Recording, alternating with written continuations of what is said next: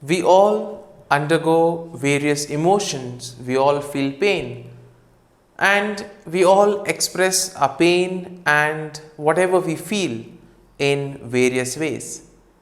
Similarly, in today's Gospel, we see that Jesus also feels the pain. He feels hurt because he has been telling the people that they need to repent, they need to convert and change. But somehow the people are not ready to do that. They are arrogant and they want to stick to their own ways. Similarly, in today's world, we see that the arrogance of people, their pride, the ego, leads to various problems. And many of these problems can be avoided if we stop, take a look and analyze our actions and then change accordingly.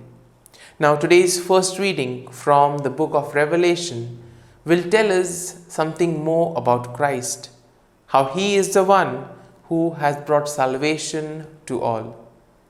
And as we read today's gospel passage, we hear that Jesus wept over the city of Jerusalem. Now, why did he do so?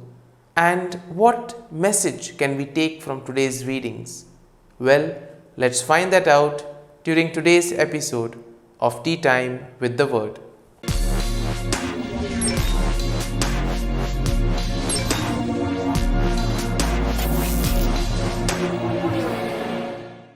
But before we can begin our reflection, let us take a look at the readings for Thursday in the 33rd week in Ordinary Time.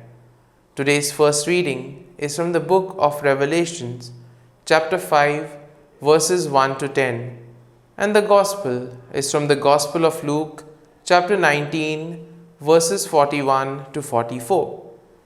And in other words, we see that the readings of today will focus on the heart of God, how the Lord is merciful, how the Lord is willing to do anything for us. But we, on the other hand, we show our ingratitude. We disobey the commands of the Lord and we try to do things in our own way. And most of the time, this leads to disappointment, this leads to sadness.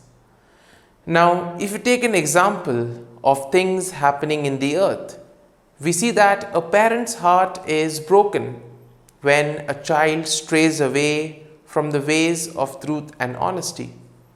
When a child grows up to become a deviant in society, we feel that the parents who have brought up the child, they feel hurt, they are disappointed.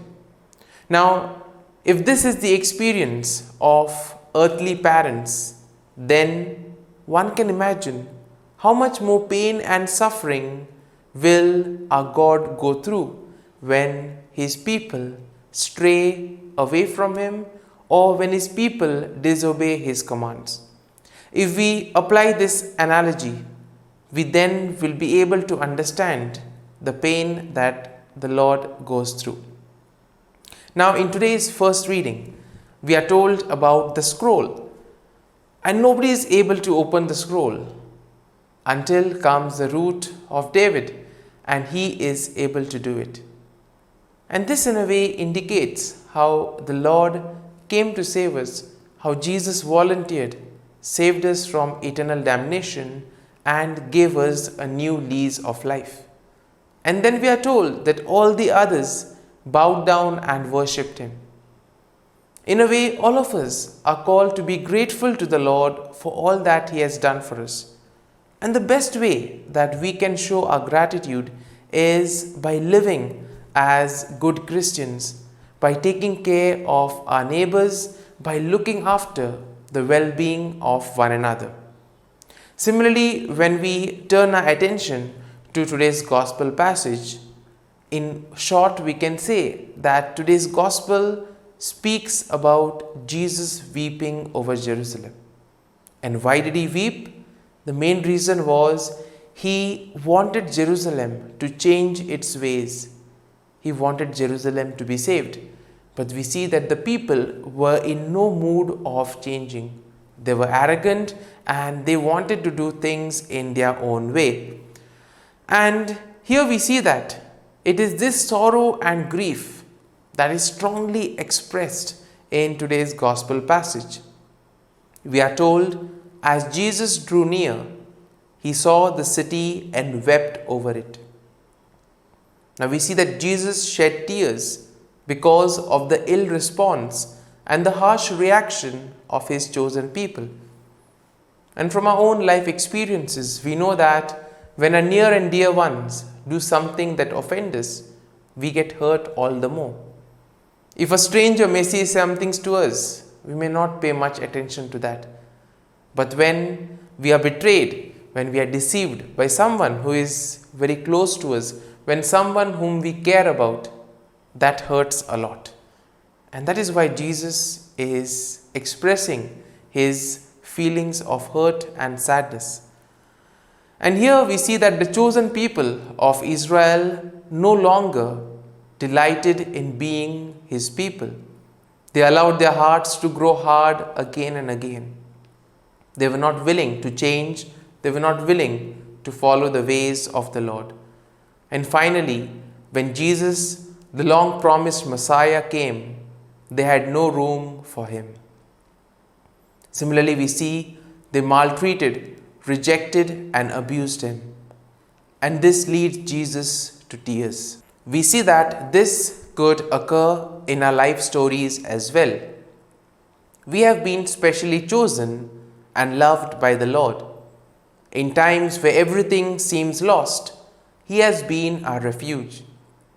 In moments when everything seemed totally blank and dark, he has been the light of our lives.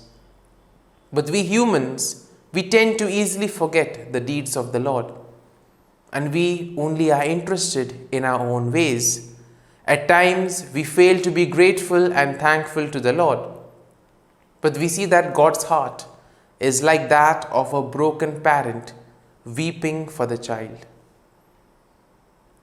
We see that it is the same heart that led Saint Elizabeth of Hungary to cry for the poor and to dedicate her life wholly to the poor and the needy.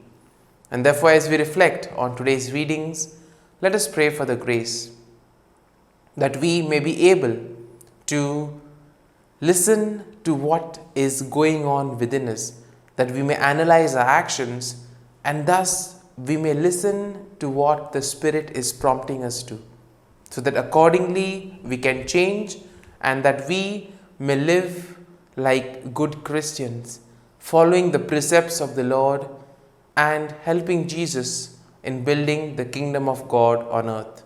Amen.